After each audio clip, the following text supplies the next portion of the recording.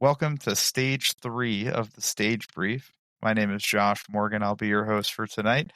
And on tonight's Course of Fire, we're going to recap the lawsuit against USPSA for the dissolution of the organization. We're going to go over a new guest, Sean's first outdoor match. We're going to talk about the match at York Practical Shooters. And then we're going to go over shot calling and some of the lessons that we've been working on with that. So we'll dive right into it with the lawsuit. So for those of you guys who have not heard, the Area 2 Director, John Burt, has filed lawsuit against the USPSA organization as a whole for failure to access some specific historical contracts and some financial information, things that he believes he has a legal right to that the organization has not given him access to. So he filed a lawsuit. The consequence of that lawsuit is potentially USPSA being turned over to the state of Washington, which is a horrible idea. We're taking the preeminent body for practical shooting in the United States, and we're going to hand it to a notoriously anti-gun state. So there's some pretty substantial consequences there. With that being said, it's also ridiculous that an area director doesn't have access to the financials that he's requesting and the files that he's looking for. And so there's a whole lot of stupid to go around here. So if you have an opinion on it, reach out to your area director. The only way that the organization gets better is if we have our voices heard and we communicate with the people who are actually voting on our behalf. So with that out of the way, we have Sean Ryan on the podcast for the first time tonight. Sean, go ahead and introduce yourself. Hi, my name's Sean. I am a little B-class carry optics shooter at the moment, typically shooting indoors most of the time. That's why it's not my first official match, but first official outdoor match. Awesome. And what kind do you shoot? Right now I'm shooting a CZ P10F competition. Awesome. We love that for you. So today was your first outdoor match at the York Practical Shooters. So sort of walk us through your mentality. Were you nervous? Like what was that like going into your first big outdoor match? Off the start, I wasn't actually super nervous until probably the first stage. Most of the nerves were kind of gone directly after shooting. It was mostly somewhat frustration, which we can get into, and then excitement, I guess. But I wasn't super nervous to actually shoot outdoors. It was more just excited to try the different formats that would come from shooting outdoors. Yeah, so prior to stage 1, I looked over, and you're usually a pretty silly guy, like as a whole, and you were not silly goofy prior to stage 1. Tell me about what you were feeling right before you were getting ready to go. Yeah, that was just me really trying to focus on the actual stage that I had planned out that you guys had helped me with. I found it kind of felt like more serious, being that it wasn't at like a home range, if that makes sense. So like trying to perform in front of new people that have no idea who I am and aren't used to seeing me shoot, it felt like a little more added pressure, especially wearing the team jersey and representing a group. It probably meant more to actually not be a goof in front of these new people. Okay. All right. Interesting. That's a different perspective. The jersey, did you feel like the jersey like substantially impacted you, or was that just like a secondary thought?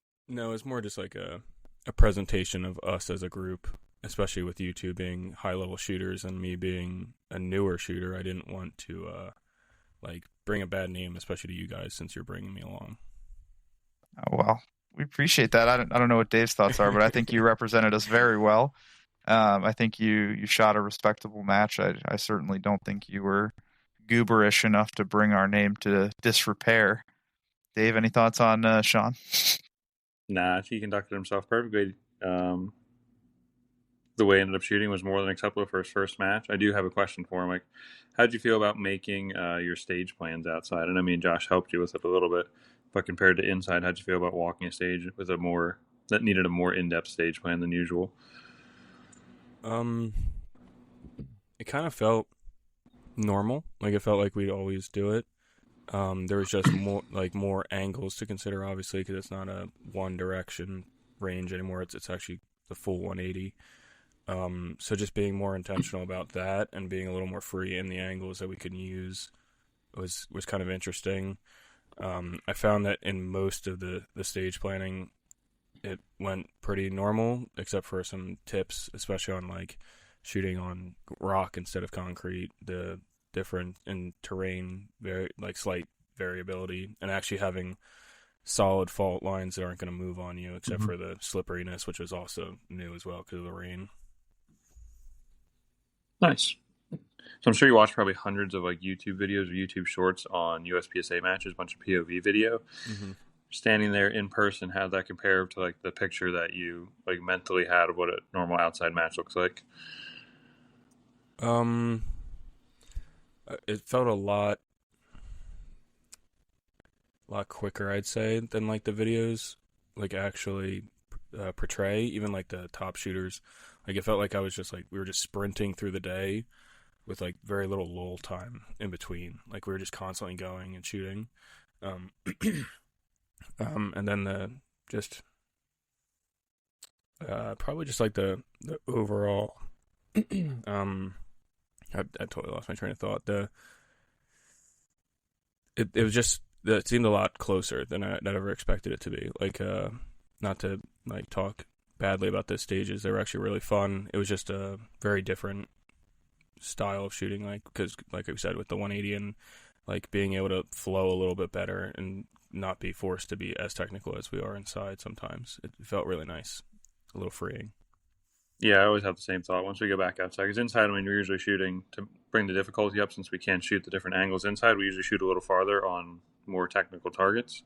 And every time we go outside, I'm shocked at how many 3 to 5 yard shots there are compared to our standard 7 to 15 yard shots. Mm-hmm. It's a different challenge, I'd say. Josh? Yeah, it was very cool to see you shoot on a more flowy based stage. Because like all of your training up to this point has been on relatively technically demanding stages. So to go from like 15 to 17 yard tuxes, and like weird targets where only the alpha is available and everything else is hardcover, and then we go to an 8-stage match, and all 6 of the field courses are wide open targets. And I think the farthest shot was maybe 12 to 15 yards. So it's like a very different skill set, and I think you're right that it was definitely a fun experience, but it was very different than the training environment that we've been accustomed to over the past few months. So that part was really cool.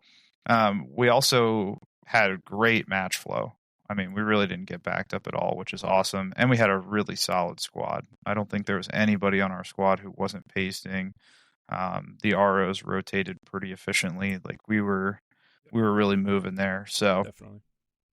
I think all in all, for a first outdoor match, I think you killed it. I think it was a good match to make your first one. After the match, looking back on it, what are some takeaways that you're gonna bring into your training and things like that? Yeah. I think the biggest thing, I was actually pretty happy looking back at the videos. Some of the progress working on like in and out of position and like getting my gun up a little quicker. They seem to be working like the beginning of that actually coming to where I want it to be. Where before, like watching older videos, it's where I'd lose a lot of time. And it's kind of nice to know that because of how technical our shooting has been to inside, that it kind of has paid off where like the longer shots aren't as nerve-wracking because they're kind of seen as normal. But now it's kind of funny where the shorter targets, the closer ones, make me a little nervous because I have to like make sure that I actually get the hits instead of just spraying down the target. So like that's like a new kind of challenge. And then like dealing with like from the first stage, like the trigger freeze problems that I kept having all day because I'm not used to just constantly hosing. It's going to be kind of trying to work that into the rhythm a little more. And then I still just need to work on transitions as a whole. I'd say just quicker, more consistent dot acquisition and just firing. So in that stage where you're picking up trigger freeze, I assume we're talking about our first stage. Correct. Yeah. Okay, so it's technically like stage 3. Yeah, so stage 3 was 3 per, and it was a pretty straightforward hose fest. I don't think there was a target beyond 3 yards, 5 yards, maybe the start position, but first one was 5 yards. Yeah, but it was real close, real fast. Speed was the premium. The high hit factor on that stage was a 13.67. So it was a real speed based stage. Did you feel tension going into that? Like what were you focusing on during that make ready? It was just stage plan over and over and over again in my head.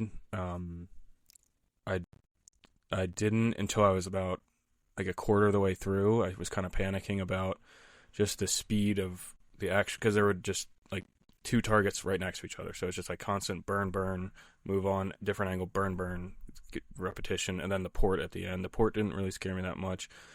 But because of just how quick the two targets would come in the view and then out of view, because of how fast I was trying to move, I think that's what led to the trigger freeze coming into it completely cold, because it was just like trying to burn as fast as I could, not letting that trigger reset all the way. So, like I said, about a quarter way through, I was panicking because I'm like, these are kind of coming and going a little faster than I planned on because I'm overdriving it a little bit, and then just trying to reel that back in and then not panic when the mag wouldn't fall out of the gun and then flicking it into the wall, like just like trying to keep it all together. Yeah, no, it was a good first stage for you. But you said something there that like you were trying to go fast. Like, was shooting fast a conscious decision, or was it like your footwork that you were focusing on, or were you just trying to shove it all together immediately? I think realistically, I was trying to shove it all together immediately without separating them looking back.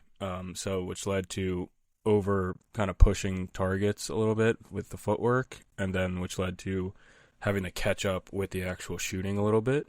I think my feet were moving a little quicker to my moving right to left to right. Then I was actually able to like transition between the targets a little bit, which was like leading to like shooting a target to my right and then kind of dragging onto the target to the left as I'm kind of moving out of position too much. Dot is kind of moving left and then throwing some silly Charlies here and there a little closer than they should have been with the target distance. Okay, cool. So then how did that play out for you for the rest of the match? Like, what was your mentality coming off that stage that you're going into stage 4 and for the rest of the day? Yeah, that was like, I realized that because I'm trying to overdrive the feet, I just tried to slow that down a touch, which I think I did pretty well. Moving forward, I wasn't like totally outrunning targets, but just trying to keep the dot where I wanted it to be, and then pressing the trigger as fast as I could for the target distance. And I think I did do a pretty good job looking at the video of like minding splits for the actual distances that I was dealing with to some degree. I think obviously there could be improvement, of course, but yeah, I can tell you that's really interesting to hear you like reflect on that, because that's sort of like what I saw you do. So the fact that you're able to like consciously identify that within yourself and like make those corrections within a match is awesome. I don't think there's a lot of B-class shooters out there that are capable of that level of reflection and correction inside of a match, but good on you. That's awesome, because that's fundamentally what we saw, and your scores sort of bear that out. Outside of those two Virginia count stages, it's really the hits that catch you in the second half, but the time, you're not doing anything crazy. Yeah, I think it was pretty obvious when I was looking back, which is like with the actual head cam video, you can pretty much, except for seeing exactly where my eyes are looking, you can see where I'm pointed and where my head is. So it's, if the target's literally starting to move, I'm moving my head back to address a target that I should have already kind of seen. I'm just overdriving, and I need to kind of reel it back in just a touch on the footwork side. Yeah, I think now that you've shot your first match and get a feel for what flow feels like outside, and the stuff that me and Josh have been working on will start to make more sense. Like the feet don't necessarily have to be going 500 miles an hour. Yeah, they just got to be moving efficiently, and the gun's got to be running consistently, and like the gun's got to be a little quick. You don't have to necessarily be sprinting through every stage if the stage doesn't need it as far as foot speed. Yeah. You got to find the balance between putting shots where you need them to go and then still moving at a decent pace. And I think that's where, like, when going back to watching like YouTube videos of people shooting, especially like the really like professional, almost high level shooters, they make their footwork look like they're moving slowly, but their gun is consistently shooting and acquiring targets, which we've kind of talked about before. And I think I see what that actually is in real life now instead of a theory. Excellent. Josh, how do you think you did today? Yeah, so I think in the scoreboard I did great. I won production. So that's 100%. I am mathematically perfect. With that being said, I think there are a couple of important lessons learned, and the first is to stop shooting off an IPSC belt in the USPSA match. I was one table start away from getting trashed, and I also had a situation where I took a really, really good run and I threw it away on a bobbled reload because I didn't have another magazine to go to.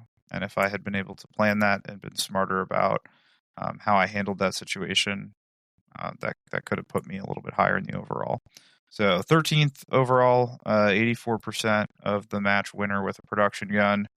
In this match, I'll take it because there were a lot of places where having the extra rounds really mattered. And with the hit factors as high as they were, the extra reload, the extra second and a half to 2 seconds on the reload was really, really painful to the hit factor. But all in all, I'll take it for the first outdoor match of the season.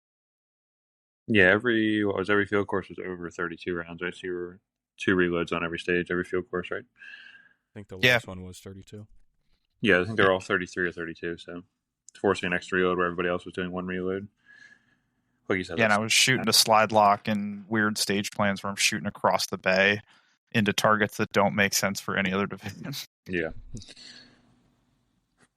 Sean, you shot a bobber for the first time. I know we shot some swingers at work before, but you shot a swinger today, you could say out in the wild, and you shot a bobber. How do you feel about that? Which one was harder for you? Well, I zeroed the bobber stage, so I think that tells us which one was harder. Having no experience shooting that was very different, especially the first time using stomp pad activators was very, very different. And like we saw other people in our squad kind of get caught off guard by the speed of the bobber, and I did too. I definitely did. Like, gun was out of holster stomp, but I wasn't fully presented on the target when I should have been, which then my dot just wasn't where I needed to be. I think I sent one of my mic. I had 2 mics. I think one of them went in the barrel, and then obviously I just miscounted on the stage, so that's on me. The rest of the hits were okay. The ones that actually did make it to the paper were okay, but they weren't like great. They were nothing to write home about. So yeah, just very difficult, very different than I was used to. Because I'm so used to the swingers having that little bit of time for them to actually actuate. This one was almost immediate. So yeah, Josh, if you don't mind, can you describe that stage? Because I want to talk about how people are getting sucked into doing the same thing over and over again. Yeah, on the swinger or bobber? The bobber one. Yeah, so it was pretty straightforward stage. You had a start box that was maybe 8 yards. Yeah. More than 7, less than 10. And you had a stomp pad outside of the shooting area. Bobber came up over a barrel, wide open target, 6 shots, Virginia count. So you got to choose how you did it. It was a surrender draw, which doesn't change too much here, but it was a Virginia count, essentially bill drill on a bobber. Yeah, and then I ended up shooting it. As far as timing, I got my gun almost decompressed ready before I hit the stomp pad to activate the bobber after watching most people being late on the first pass on the bobber. I think, Josh, you were a little late on the first pass, weren't you? Yeah, I tried to come down on the gun and hit the stomp pad, and I watched that first presentation disappear just as my front sight was starting to settle. So I lost a good second half on the first presentation. Yeah, I think a lot of people were doing that. I mean, even unless you're the first guy on the stage, a lot of people were watching people do that exact same thing and then just going up there not willing to adjust their game plan. Like, I saw it enough times that I didn't want to see that bobber 3 times. That's just an added, by the time it slowed down, it's probably almost a second and a half, 2 seconds waiting for it to come back up to present. Sean, what do you think about making the adjustment standing in the box there? I thought so gun came out of holster. It was almost compressed, but probably a little, maybe even a little more by the time maybe a little less, somewhere in that range. I didn't realize how fast that thing was going to come up, honestly. Even watching it like from the side, it did not so for whatever reason, compute to actually standing in that box watching it come up at me. So, like, I realistically on that, I would have liked to have been almost fully presented on that target before stomping on that pad if I were going to do it again. Even if I have to shoot that first presentation a little off balance, I'd rather do that again that way, and then try to get a little better split, because it came and went at so fast. I got one round off on it. Mm-hmm. By the time I found 2 rounds, the one was I think the mic into the barrel, but realistically, 1 round hit the target on that first presentation, and it just totally caught me off guard, which then I think caused the miscount on the rounds and shooting 5 instead of 6, just losing stupid points. Yeah, looking at the scores on that stage, if you took it in the first 2 passes, came out to about roughly 3 seconds, 3 seconds to 4 1/4 were the first 2 passes. If you took it anything past that, you were automatically back 25%. Yeah. Because the stage is so short, the hit factor is relatively high there. You got to be on it immediately. So the shooters who took it in the first 2 passes were the ones who were able to earn a lot of points there. I mean, as many as you can earn on a 60-point stage. Yeah. And you did win that stage in carry optics, Dave. That's an important note here. Excellent. By almost 10%. You put 9% on. Yeah, so that Dave, kind of fits into like what I wanted to go into a little bit. It's like, how many people today you think sat in their whole squad, watch people stomp the stomp pad, then pull the gun out, and just immediately take themselves, what do you say, 25% back just from not making the adjustment? Yeah, and I don't know. There are some people who are lower than that who took it on 2 passes but just mic'd out. But at the 75% mark, there's still 84 shooters, roughly. Yeah. 86 shooters. I would say from my skill level, on a mechanical level of shooting, it was gonna be, looking back now, it was gonna be tough for me to take that in 2 pass in a 2 presentation. Honestly, the splits that would be required with the amount of accuracy, even though it's not a tough stage, it would have been difficult to do that. I think even if it went perfectly, I think I still probably would have seen it in 3. Yeah. With the gun out on the target, you're saying you still think you would have needed 3 passes? I think there's a possibility of it. Like, just thinking about watching Dave and watching you do it, like the splits that would have been required in an accurate fashion, I would have been I think I would have just like shotgun blast that target, to be honest, at where I'm at the moment. Okay. Which I don't think the splits were all that crazy. No, I don't think they were. It felt like it would demand a lot. I mean, maybe I'm, overblowing. That's the beauty of this game, is we have the math. Yes, we have the numbers to look. Pull that up, Jamie. So the overall stage win was Neil Barra, who, if we pull up his time chart here, his splits were 2s. Yeah, I mean, nothing crazy. 1-9, a 2, 1-9, the 0.5 when it disappeared, and then a 2-6 and a 2-2 when it came back. Okay, that's not actually that crazy. That was stage 7? Stage 7, yeah. Yes, yeah. What did I do here? I went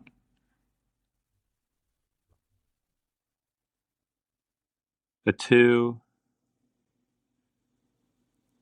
a 1-5, a 1-3. It says 1-2. I don't know that I pulled a 1-2. Might have been an echo off the wall. How many shots are on the timer? A bunch. There's a couple 05s in there, so I assume those were the echoes, an 05 and an 06. Oh, yeah. Those are the echoes. I mean, it wouldn't surprise me if you hit a 1-2. Yeah, so then it would have been 1-2, a 1-5, a 1-3, and a 1-2 would have been the splits on the second 4. So yeah, I had to move a little bit. I didn't feel like it was going that fast, honestly, but just casually. It seemed fast. Going back to making the adjustment on stage 5, who was it? Was that James Cantrell when we walked up and adjusted our stage plan right away?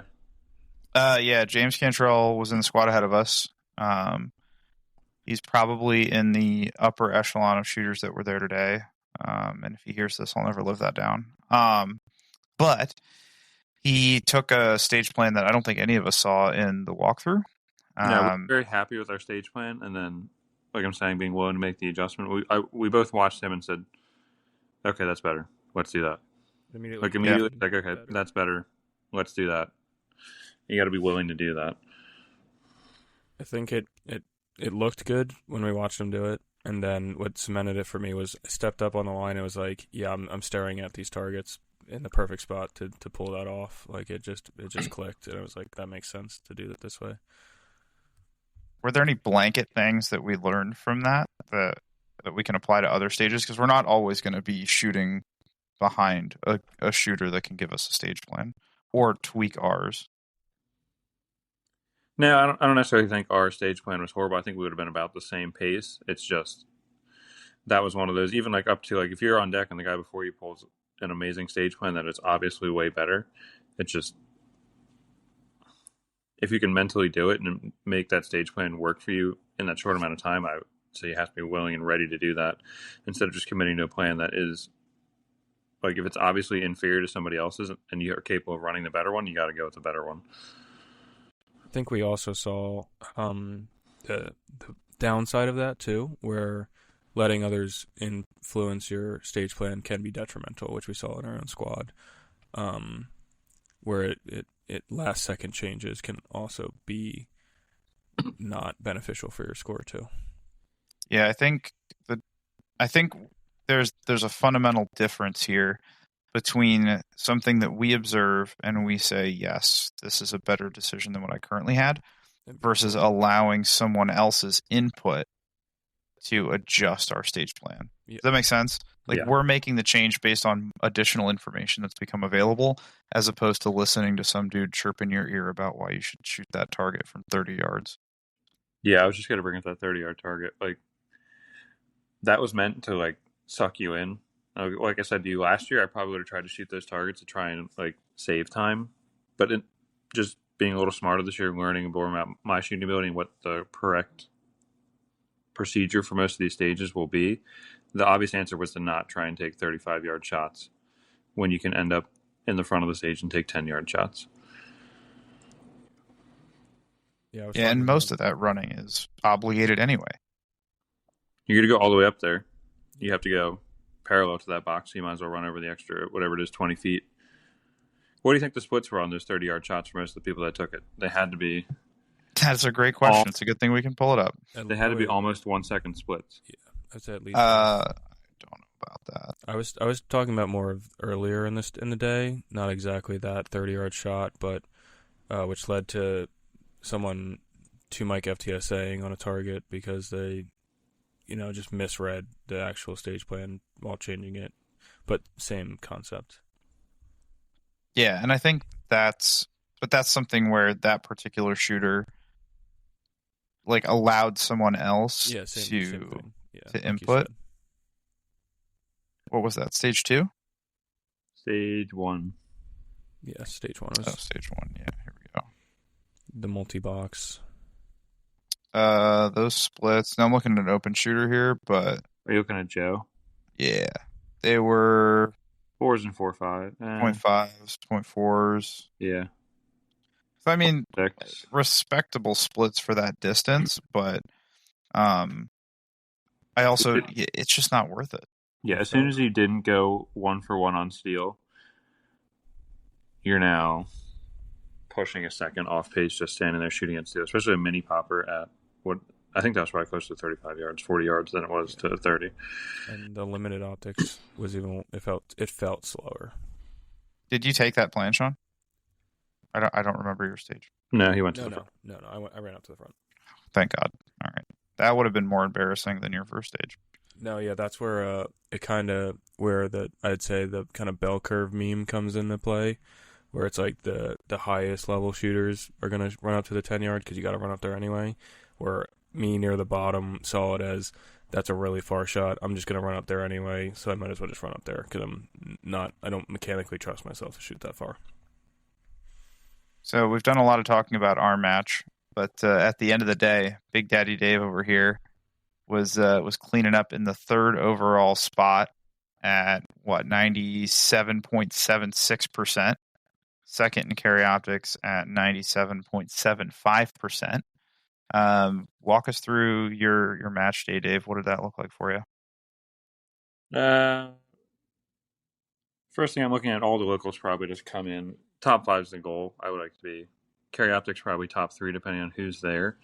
So I know coming in, I just got to shoot how I've been shooting lately. Coming into all the open targets, kind of like we talked about earlier, the closeness and then the openness of the targets was vastly different than what we've been practicing as far as stages, like on Thursday nights and some of our official matches on Saturdays. We do practice a good bit during the week for our normal classes on open targets, kind of that bit of hosing, but just getting adjusted to, instead of having to plant and lean on the 15-yard targets, to just flow through whatever it was, 10 to 12 open targets.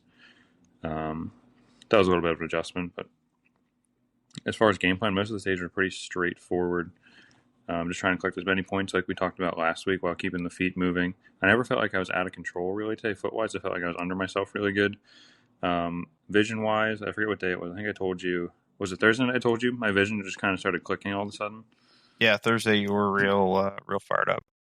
Yeah, so same thing kind of continued into today. Every time I threw my eyes on one new target, my dot would chase them there immediately and land right where I wanted to. I'm trying to think what else. I don't know. It's just been more about staying, like some of the stuff we talked about, staying within my capabilities right now. I shot within my capabilities today, probably at the top end I would say probably shot in my 90% worth of capabilities today. Didn't feel like I was pushing past what I can do or what I've been practicing doing. And the result was good. Yeah, absolutely. So watching you shoot today, there was a lot less hesitation than I've seen in the US Extreme. Like shooting with you at US Extreme, there were some times where your draw sort of just floated the gun out there. And we really didn't see any of that from you today. So whatever you did to correct that, keep doing that. And then you were also splitting much more appropriately, if that makes sense. Like I could tell by listening to your run that there were no deltas out there. Whereas like in some other stages, we're like, all right, he burned it down. Well, we got to look at these. Yeah, like we talked about, it's more like the vision, seeing what I need to see on every target. I think you might have said it a little bit, possibly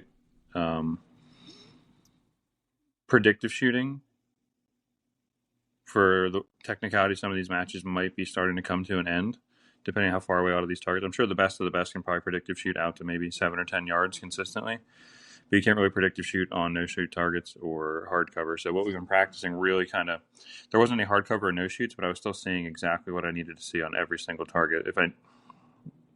Whatever they were, like stage 1, what was that draw? Probably like a 3-yard target, and then we turned into 7 to 9-yard targets, and that far one probably 12, 15.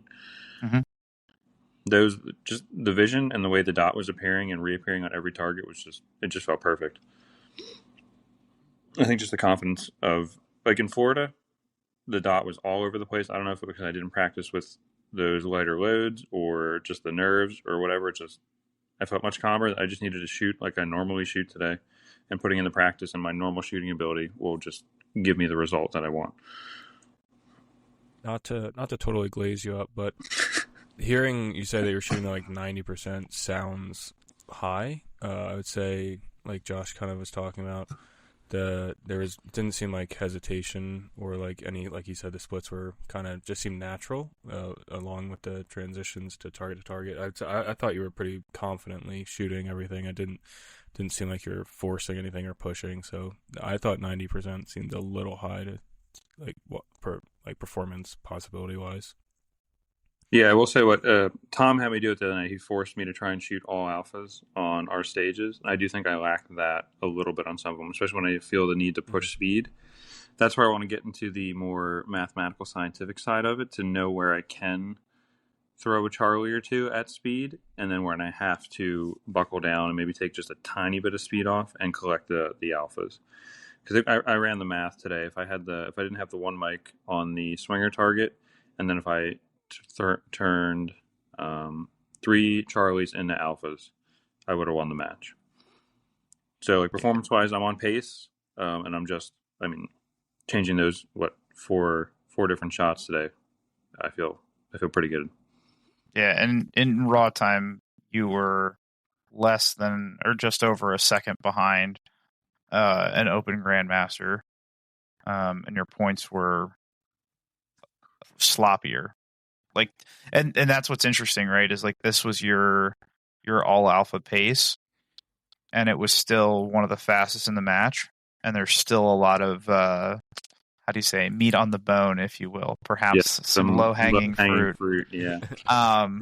Where like there's still a lot of Charlies to clean up out there, and my match performances was comparable in terms of the points shot, but or rather the points available. Yeah, But getting a feel on some of those yeah. stages, it's like a couple times I turn around and walk past them. I got 4 Charlies on the stage. That's perfect. That's exactly what we should have done. A couple of them, whatever they were, 28, 29 alphas, 4 Charlies. We'll take that all day. Just a couple of you turn around, you see 7 Charlies. Like, okay, that's probably 2 to 3 Charlies too many. So we're starting to get a good feel just from walking up the stages, getting an idea of like how they're being shot. You just know right away. Say some stages, 7 Charlies might be okay, and others obviously they're not. And I feel like we're getting a pretty good feel for when that is.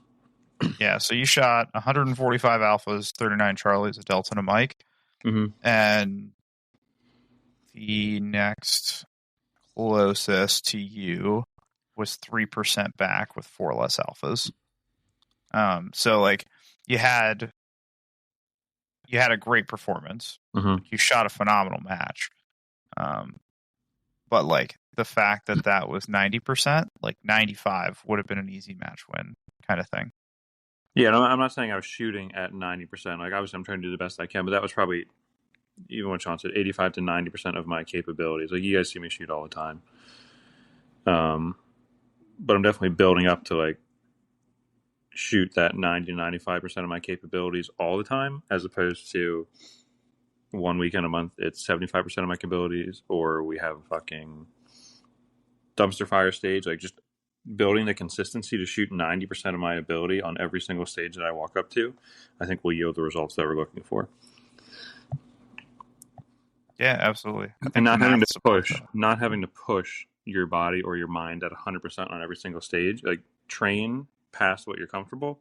So if you can shoot at a match pace to 95% of your capabilities, so you're not like straining and forcing yourself to do stuff that is like max power. It's very tough to perform at max power all the time.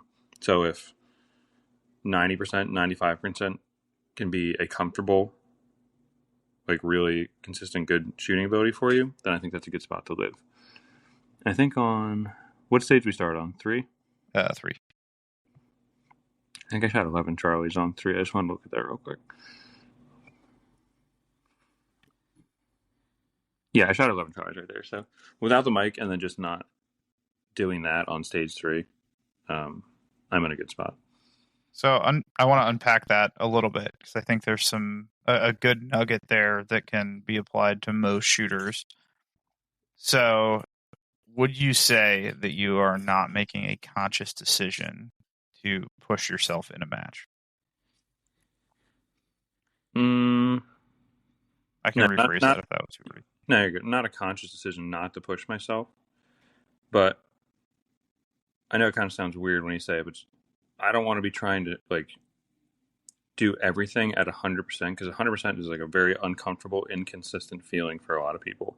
So if I can train, say I train at 100, 120%, whatever the numbers you want to work out to, I push that past where I want to shoot at, like uncomfortably, this is out of control. When I dial it back to a consistent, comfortable pace, it's still very high up on what I'm capable of. So it's not like I'm practicing at 90% of my capabilities and I shoot matches at like 60. If I'm practicing, like I said, beyond what I'm comfortable at, getting comfortable in like that uncomfortable shooting realm, then when I shoot comfortably at a match, it's at a very high level, but it doesn't feel intense, it doesn't feel forced or like tense to me. It feels comfortable, smooth, fast, all of that without feeling like I need to be balls to the wall. Does that make sense? Yeah, absolutely. Yeah, so like, did you ever find yourself during the match, like we were talking about with me, did you have to like reel yourself in at any point? Did you find yourself slipping like all total as a whole, or like portions of your competition? Did you have to like, oh, I need to tighten this portion up or slow this down, speed this part up? Or is it kind of like just everything is training based so that it's already kind of locked in, so you're bringing it to the match? No, today I felt smooth. I felt like everything was moving smoothly. I missed a couple positions where I made shots tougher than I wanted to. I think it was on 5. I wasn't deep enough, so I had to really lean around a barrel, and that kind of took away my smoothness. And then what did we finish on? 2? 2, yep. Yeah, on 2 up in the front, I was late on a reload, so that kind of pushed everything into that little bit of chaotic moment to get everything back on track, like get the gun back up after the late reload. But after that, it just kind of went right back into the plan that I talked about or thought about the whole time. So everything felt very smooth. And we came up range a couple times pretty hard today too. Like we drove up range to the right and to the left. And even that compared to last year felt so much better. Just being able to confidently drive to a hard spot, stop and have the gun up as soon as you come around a barrel. It just felt completely different than when I finished the season last year in September. Yeah, that's awesome. Do you intentionally practice that, or is that just sort of a byproduct of an increase in gun handling skills over time? Coming up range? Yeah. No, we've been practicing that. I think we practiced that a good bit at work, and then Taylor and I have been doing agility training outside. Since it's been a little warm out, we've been using a lot of like the cones, the agility ladders. There's like the soccer sticks that Ben Sticker uses. We've been working on a lot of up range movement, a lot of side movement, a lot of lateral movement. You see a lot of unathletic footwork out there that is just it's wasting time. Like if you're taking 6 small steps to get to a spot that you can cover in a shuffle, one left or right shuffle, it's so much more efficient. Yeah, I will say for the uprange shooting, because of the practice that we put in at work, even going outside, like I didn't find myself scared of the 180 even a little bit. I just felt confident in the ability to do so just because of the practice that we've already put in. Like it was already natural to be aware of that, and it was almost to the point I didn't even really think about it. It was a brief momentary thought in the stage plan, and that was it. Yeah, I think the shuffle is probably one of the biggest things that I'm trying to train in to my stages and build into like what I'm doing in practice. Because I have a habit of dismounting the gun unnecessarily in that weird 6 to 15 foot movement range, where like 2 hard cross steps and I'm there, or like 1 hard shuffle and I'm there, but I'm demounting, running, remounting, and it's like that's just a ton of dead time unnecessarily. Yeah, the more I find myself practicing the agility stuff, I'm finding myself keeping 2 hands on the gun a lot more than I used to. Even coming up range to the left, if it's just a couple hard like drop steps or just driving like straight up range to my left, I'll keep 2 hands on the gun. The gun will like drop down and kind of point to the ground, and I'll also almost like make a circle with my hands to kind of like get my momentum going, but I don't have to re-grip or anything. As soon as that left foot plants coming up range to my left, I can put the gun back up to my eyes and then just kind of like finish the lean around whatever I'm coming around, and the sights are right there. I don't have to re-drive the gun out. Josh, Now, are you agility training with the gun, or are you just agility training period and then applying it to the guns? No, we got one of the like the blue. It's like a training dummy gun. We cut the front off because we're outside of the park, so it doesn't really look like a gun anymore. But it still has a grip on it.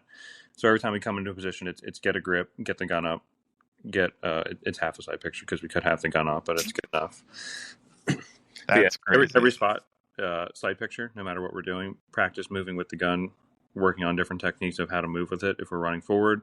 Like today, that was the first time outside that we had to run almost stage, what was that, 15, 20-yard run to that first box. Yeah. Like we don't do that inside. Like that's the first time I've seen that. That's just, and sprinting with a gun like that, it's probably very awkward for people that have never done it because it's like I'm running around with a loaded gun.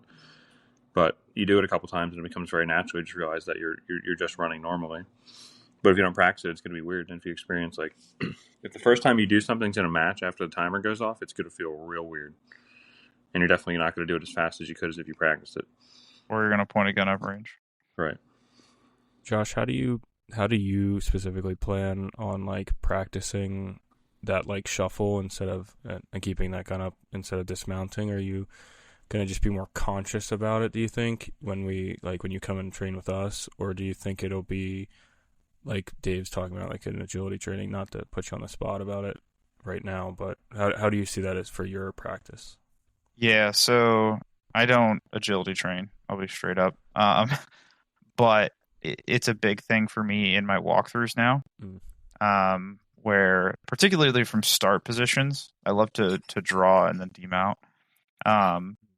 So getting a really hard shuffle step off of start positions or a really hard cross step to get into a position, that's where I really find it. I'm typically pretty good at whatever I visualize in the walkthrough is what I'm able to execute on in the stage plan, in terms of like body position and how I move there. There's obviously some kinks we're still working through there where I end up half running, half shuffling. But if I can visualize it, I can get there with it. Okay, so you're going the even more conceptual. So it's not even just like a focus during practice. It's more of a I just need to consider this, lock it in, and then do it type of mentality almost.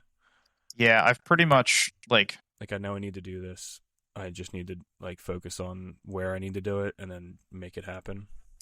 yeah, it's just a no. It's just a no-go zone, right? Like in that 6 to 15 foot movement, it's just holding myself accountable and be like, I need to keep the gun up. Like, do not dismount the gun here. Yeah. Take the hard step, shuffle, like whatever my visual cue is, whether it's a port, a wall, whatever it is, whatever that visual cue is, like I'm not stopping till my gun clears that, and I can only move in this particular way. And you said you're just trying to work on that live? Yeah, more or less. Like I'll do it in dry fire. I'm not going to a park with half a blue gun, but I think you should. I mean, you should see the improvement. I mean, obviously, Taylor is not the most athletic girl in the world. I think she played the last time she did something athletic was high school softball, and she's what now? 32. Oof. And after two weeks of doing it, there's a noticeable improvement of how she moves her feet. Yeah, and I think something like this, you have to give like your body like the ability to know how to do it. Mm-hmm. Like even I can feel it. It has to be just something natural. You're not gonna be able to think when you look at a spot, say, okay, I have to take 2 hard shuffles over there. Your body's gonna have to like have that in its repertoire to know, like, okay, I can see, I got to get to that spot that's in that weird, whatever you said, 8 to 15 feet mark. And your body's just got to know what to do. You can't be like, okay, because you can't start taking 2 steps and be like, shit, I'm supposed to be shuffling right now. Like you got to give yourself the opportunity to get good and comfortable doing the different motions, and they kind of just come out naturally is what I found. Like you see me move sometimes on a Thursday night, it's like, it's kind of an awkward spot, but it'll end up just being a hard shuffle or more of like a jump into a new spot. That's not something I don't look over and say, okay, I have to shuffle 2 shuffles right now. It's like, I'm like, whatever the distance looks like, 6, 7 feet away, I'm just going to hard shuffle to that spot. Yeah. Are you talking about in the walkthrough or in your stage or like at all? As you're doing it, I think if you're not practicing the movements that you want to do, I don't think they're going to come naturally just because you say, okay, I need to shuffle here in my walkthrough. I think there's too much other stuff going on. Remember, okay, I need to shuffle now. Yeah, I don't necessarily find myself thinking about it in the stage, if that makes sense. Yeah. But in the walkthrough, definitely, it's something I pre-program. I think it's interesting listening to you both talk about it. Obviously, Josh being more like thought-based, cerebral, where Dave's is more that physical do it. I think it speaks to how you both shoot and then how you both stage plan as well. I think it's pretty obvious outside of just the guns you shoot. Think like just looking at it from a third perspective. Yeah, we both have very different shooting styles. Mm-hmm. And I think it's interesting to think about like how that changes your stage plans in general, not just because you shoot production, Josh, and you're making that work for you, but just like how you approach not straightforward stages. Yeah, that's interesting. The link between personality and shooting style, training methodology, like all that stuff is very interesting to me. Maybe that might be next week's topic to unpack, is like how our personalities have impacted how we train, why we train, the divisions we shoot. Like, What came first, the shooter or the personality? Yeah, I think it seems somewhat maybe a little straightforward and obvious once you get to know the shooter, like as well as I feel I know both of you at this point, shooting with you for almost a year. But it's very interesting to hear you actually like vocalize it right now, because a listener would probably not totally pick up on that, but the mentality and how you train is coming through very clearly. That means we're doing something right, I guess. So one of the things that we talked about today, and something that's been a focal point for Dave and I for a while now, and something we saw played out in Sean's score pretty blatantly today, is the idea of shot calling. So Dave and I, we've been working on this for quite some time now. And Dave, I believe you ran a mini class at work about shot calling that I missed. I was very upset about it. Why don't you tell us a little bit about that? Yeah, so the class we have, I would say all aspects of shooters in it. We have guys just shooting their carry guns from concealment all the way up to our guys at work shooting their competition rigs. And their idea that we wanted to get is, do you know where your bullets are going without having to go check the holes in the targets? So what we did various different drills for it, but the basis of it was, we took, before class, me and another instructor, we put a bunch of holes in 6 different IPSC targets, and we set them up downrange just in a row. And on the back, we put a fresh target. So the front target had a whole bunch of holes in it, so the customers or the students couldn't see where their bullet holes were impacting, and then the back target was fresh. So when they would shoot through the first target, it would punch a hole in the back target, and we'd mark those off. So we'd run through a whole bunch of drills. I'd say, shoot whatever target X, Y, and Z. Tell me if you had any Charlies. If you did, where was it? Which target was it on? Where was it on the target? We'd walk down range. The first couple runs, they could kind of get a feel if they missed them. Some people had no idea what was going on. Other people was like, okay, two alphas, 1 Charlie, here's the Charlie. You look on the back of the target, you can see them. And then by the end of the class, we had most people, just in a short amount of time, from all different walks of life, knowing at minimum if they had a Charlie or a Delta, and with like 80 to 90% accuracy, they could almost put their finger on which hole it was, just based off where their dot was when they pulled the trigger.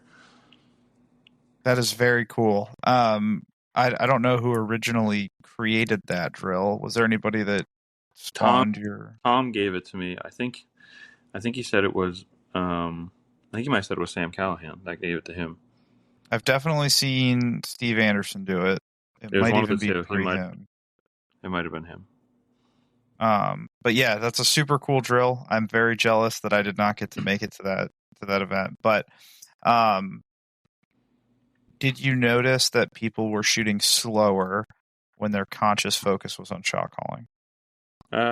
No, not really, because we still had them on the timer. I don't know what the drill was called, but we had one target at, say, 2 yards, and we had another one at 8 yards. The front target, the 2 yard one, didn't matter. I wanted 2 quick holes on it, just to take your focus off the back target.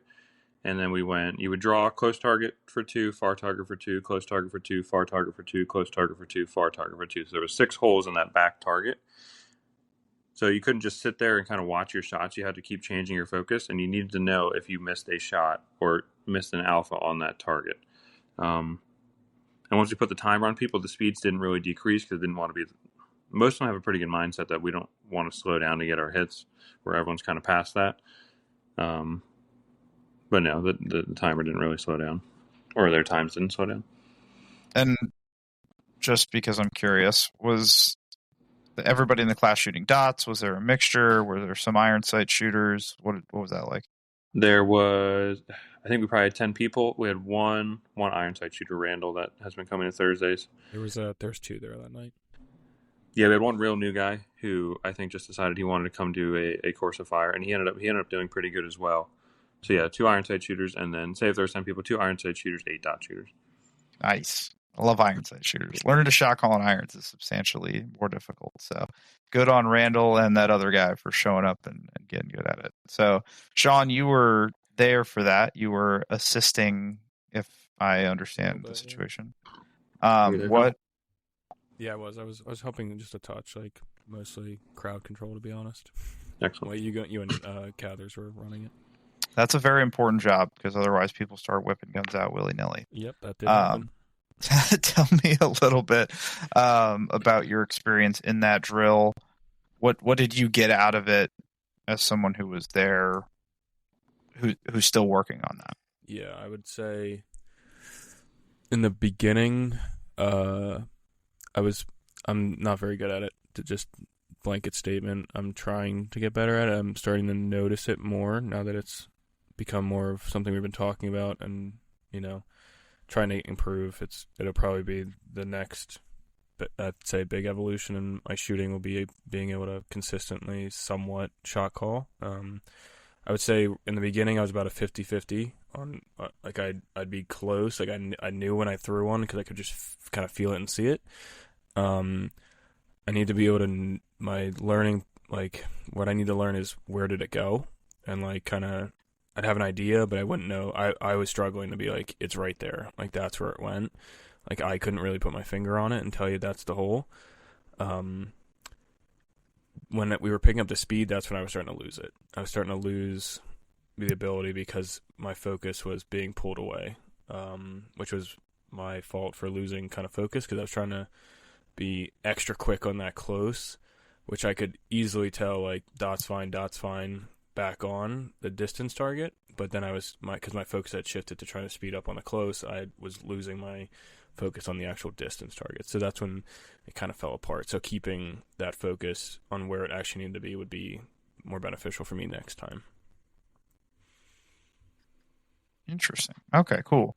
So when you guys are shot calling with dots, and in my experience, shot calling with dots, I find it to be a very visual experience where I'm watching that dot sort of fly off to a given spot on the target and then lift from there.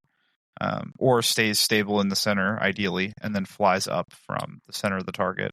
Is that a similar experience with you guys shot calling on dots? Yeah, on like on a first shot, I'm just looking for it's a slightly more solid of a sight picture before I press the trigger, and then on that second one, I'm just looking for it. I'm not watching for it, but I'm it's coming back to where I want it, and I'm kind of conscious of where it leaves from because obviously it takes off pretty. It just jumps up when the gun goes off. The dot jumps up, and I'm like, I would say that's where my consciousness of like my shot calling is. If it leaves from a good spot, I'm good. Or if I notice anything else crazy or wonky on, if I see it dive to the left, if I yank one horribly, okay, that dove before it took off, I can go again right away. But generally, it takes off from where I'm looking. If I'm focused on a good spot, I'm good to go just to leave that one.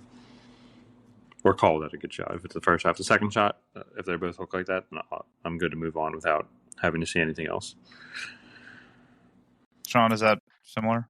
Yeah, I would say it's similar. I would probably say, knowing me, it's probably I'm watching it, not like focusing on it, not trying to focus on it, but I'm really just watching to see if it tips low left. Like that's my big focus. If I see that, I know that I know exactly where it's going to be. That's how like on the times where I was able to go, that's my shot. It's like I know how badly I yanked that thing, and it's like just guessing, like not guessing, but like knowing kind of how bad it was on the actual target.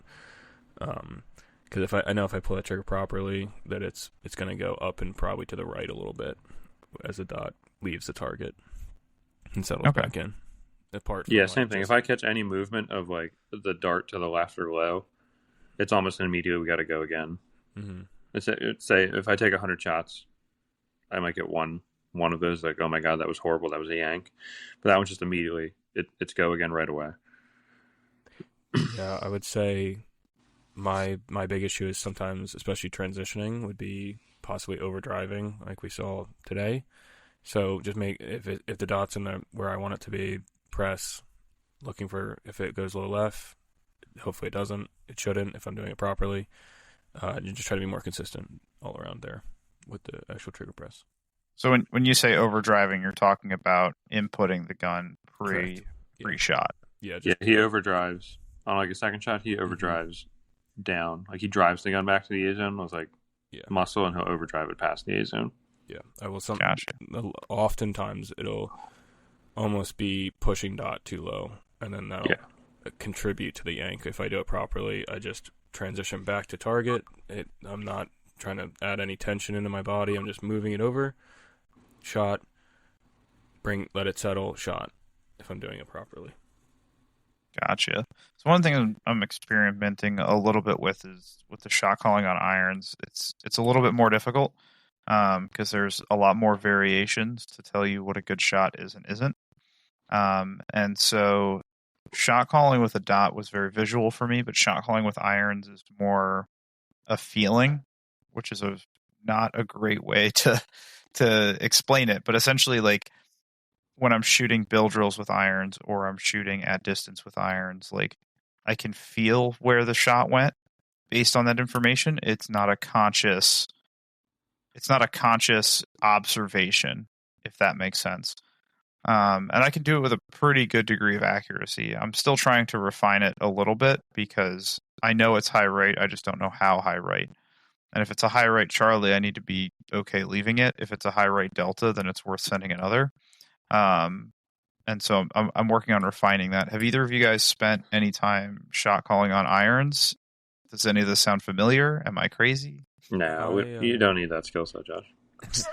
I will say I do think I know what you're talking about.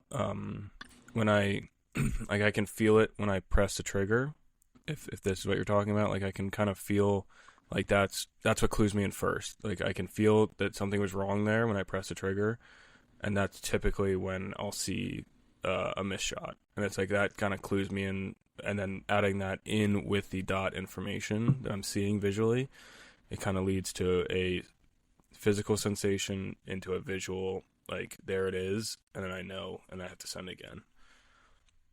That's an interesting articulation. So interesting. I might have to experiment with that a little bit, playing with like, am I shot calling based on an input to the trigger rather than seeing the sights and understanding what they mean by feel. You meant something different then. No. I mean, it's an interesting theory, right? Because I haven't been able to really pin it down or articulate it, so I can't say that is or isn't what's happening. But like, I can shoot a bill drill and I can tell you where the Charlie is, or the 2 or the 3 Charlies. And it's based on how I feel about it. Like I can't tell you what the front sight was doing in the notch. Like I can't articulate that exactly to you. But I could tell you like that was a high left or that was high right. And I can say that with a pretty high degree of accuracy. Whereas like with a dot, I can say like, oh yeah, that lifted off the left Charlie Delta perf. And I can put a pretty exact spot. I can't quite do that with irons, and I don't know if it's because I'm not paying enough visual attention, or if shot calling with irons is more feel based rather than visual. I'm still playing with it and experimenting with it. So that's interesting to hear you say that maybe the trigger input is what's causing that. Yeah, it's how I need to be able to do it in real time because it's more of a reflective thing where like as I'm shooting it, and I can almost tell you which one I did it on. Like when I'm actually shooting it without even really seeing the dot, it almost gets to this point where when I press that trigger, I can feel that physical impulse of like that was incorrect, and it almost begins the log process of like in my brain. I'm like that it was on shot 2 that I felt that incorrect trigger press. I saw it in the dot. It's like I need to be able to in present time keep it. Like, ooh, that was bad, send another one. Like, that's been, I have to say, my downfall with the shot calling partially. It's like I can do it when I think about it, like, back on it. Like, who cares at that point? I've already shot the stage. So I got to bring it to, like, ooh, that was wrong, do it again. Instead of rushing to the next target. Yeah, no, absolutely. That's awesome. I think that's a cool thing that you're able to identify in yourself. And, like, it's always cool to have a clearly defined shortcoming and a solution for it, right? Like trigger press you can solve. Like I think that's just so cool to be able to like find a deficiency, reflect on it, and then be able to understand what you have to do differently.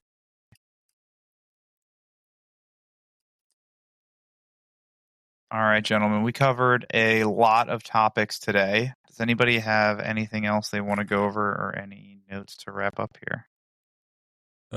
Yeah, one more note on just really quickly. As a new shooter at a foreign, let's say, range to me, I was very impressed by the atmosphere that the USPA community provides.